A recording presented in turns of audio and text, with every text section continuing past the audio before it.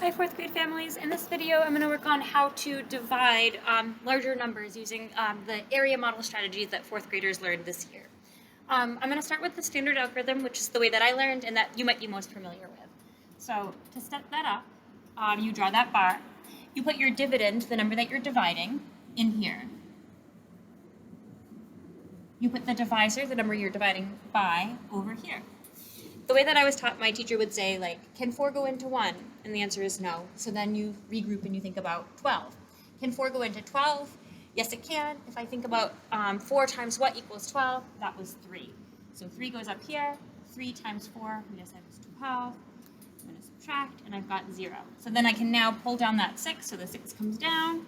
4 can go into 6. It can go into 6 one time. 1 times 4 is 4. And now I have 2 left over. And then finally I need to pull down that 5.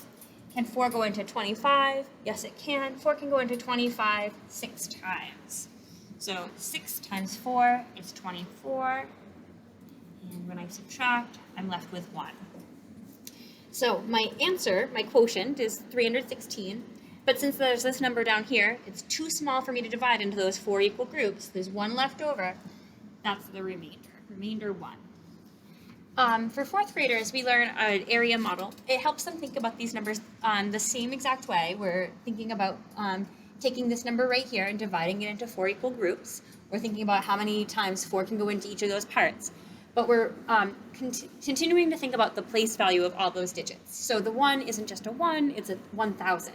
The 2 isn't a 2, it's a 200. The 6 is a 60, 5 is 5 ones. So they set up their area model as a rectangle, similar to what they did with division. And this time, the information that they know is that one side has a length of 4, or the width of 4, but they don't know what goes on the top here. So 4, if I had 4 groups, and I was 1,265 all together, how many would be in those 4 groups? So they represent that by writing 1,265 right here. A lot of fourth graders are really comfortable using a strategy over here where they make this chart that has the multiples of their divisor, so the multiples of 4.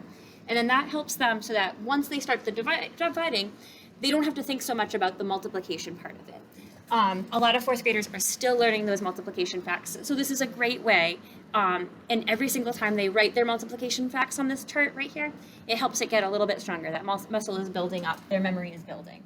So 4, 8, 12, 16, 20, 24, 28, 32, and 36. So they go back over here the same way that we did on this side, but instead of saying, can 4 go into 1? Instead, what they're thinking about is, I have 1,000. Can I take that 1,000 and share it with into the 4 groups, or did I need to take that 1,000 and break it apart? They're really familiar with these tools called base 10 blocks, which we also draw some of the times. So 1,000 is represented as a cube. Can that cube stay a cube and be shared with the 4 groups? It's too small. It actually has to be broken apart. And they know that 1,000 is the same as 10 hundredths. So I'm going to change that, regroup it.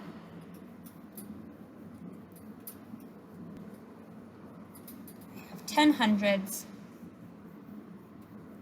plus the 2 hundredths that were already in the hundreds place. So now I'm thinking about 12 hundredths.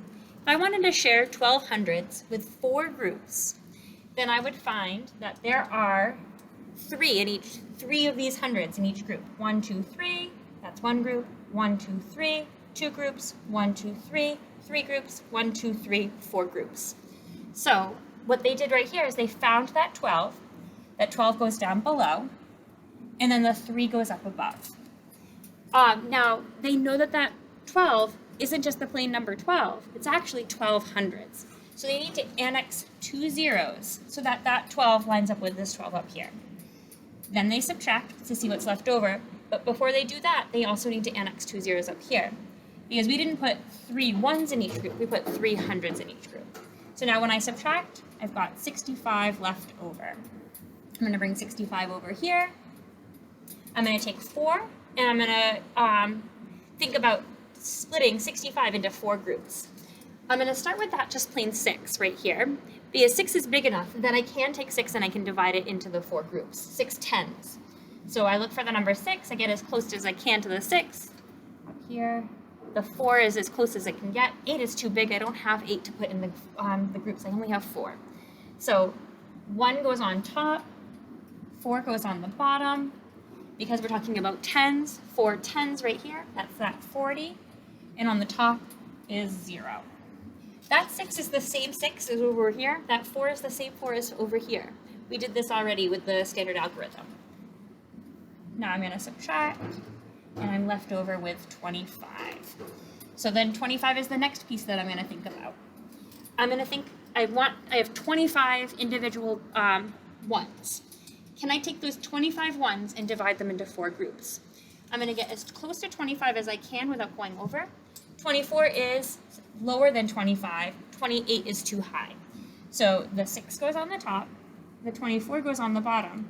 And this time we don't need to annex any of the zeros because we're talking about 6 ones, and the 24 lines up perfectly with the 25. 25 minus 24 is 1. The final step is to add the partial quotient. So our quotient is our answer to our division problem. In this case, it's 300 plus 10 plus 6, which is 316. And since there was something left over in this last box, it was too small for me to split into the 4 equal groups. I have a remainder of 1, same as over here. I hope this is helpful, and give it a try at home. If you're stuck, I'm happy to help some more too at school. Thanks. Bye.